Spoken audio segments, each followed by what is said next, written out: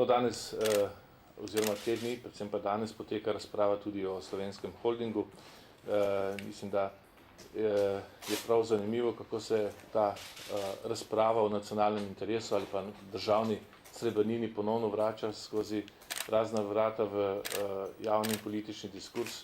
Mnogi smo menili, da je že ta razprava že ad acta, da je miselnost tudi slovenske javnosti že presegla recimo teorijo o nacionalnem interesu, ampak vendarle se je še ena od strank, zlasti socialdemokrati, močno oprijemajo.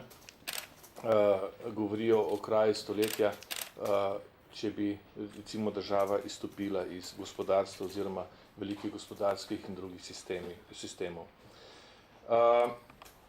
Ampak to je stara zgodba in zdi se mi, da si je ta stranka vzela v zakup, od tega je imela tudi cel čas tranzicije kar precej koristi, s tem je vzdrževala neko politično, ekonomsko, tudi finančno moč v družbi in na političnem terenu in se mi zdi, da je kar logično, da je reagira tako, kot je predstavil svoje stališče gospod poslanec Weber, vendar časi narekujejo drugačno držo in jaz sem tudi pričakoval od novega vodstva te stranke, da bo sprejel nekoliko bolj moderna stališča.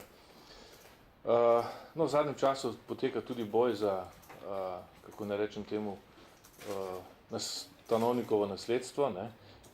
Borut Pahor in pa Igor Lukšič sta užaljeno ugotovila, da je, če uporabim besede predsednika SD, da je stanovnik vzel za svojega otroka doktorja Türka, ne pa Boruta Pahorja. Očitno gre za neke spopade, rivalstvo na levici in umeščanje kandidata doktorja Türka na skrajno levo, kar sam po sebi zame kot njegovega rivala, kandidata na te volitve, niti ni tako slabo. Ni pa najbolje za državo, če se predsednik pretirano veže zgolj na eno skrajno politično opcijo.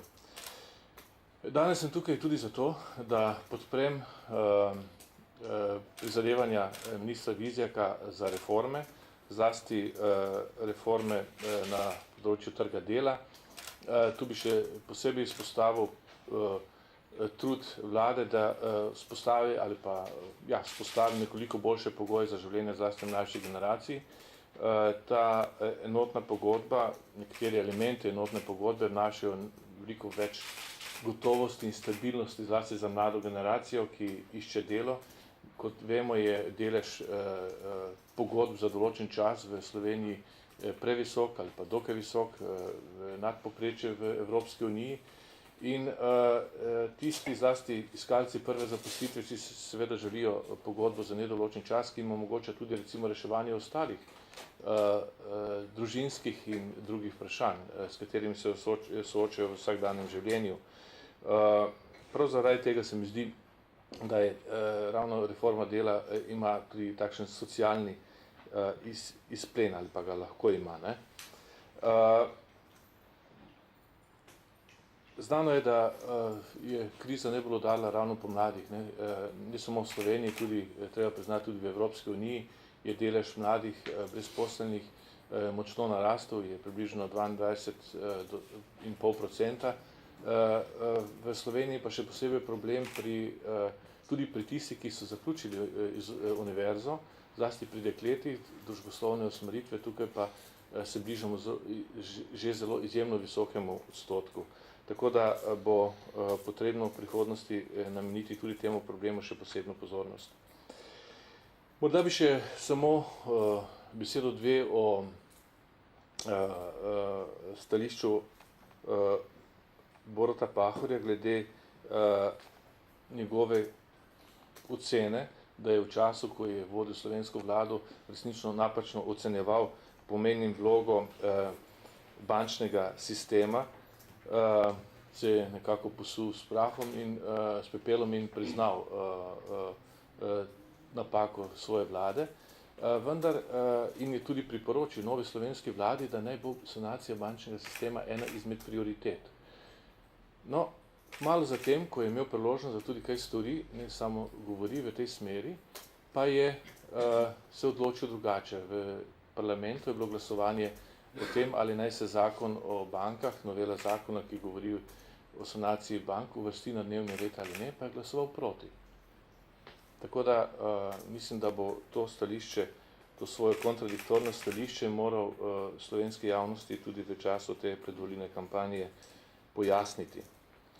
Morda bi še samo misel dve na reakcijo predsednika republike, na tako imenovani DDV v medijih. Močno je kritiziral ta predlog, čeprav ta predlog še ni bil dan s strani vlade, niti ni bila razprava o njem, niti ni bil formalno predložen, pa vendarle je reakcija predsednika Turka bila dokaj hitra. Doslej se je predsednik Turk odkritično odzval na delo vlade, na njene ukrepe, tokrat pa je pohitel še prednji je bil ta ukrep, recimo, za katerega niti ne vemo, ali bo sprejet ali ne, dan. Dejal je, da je to ogrožanje človekovih pravic. Da se ravno vsi vemo, da je to tipična materija davčnega sistema, davčne politike in da sama po sebi ne posega v človekove pravice.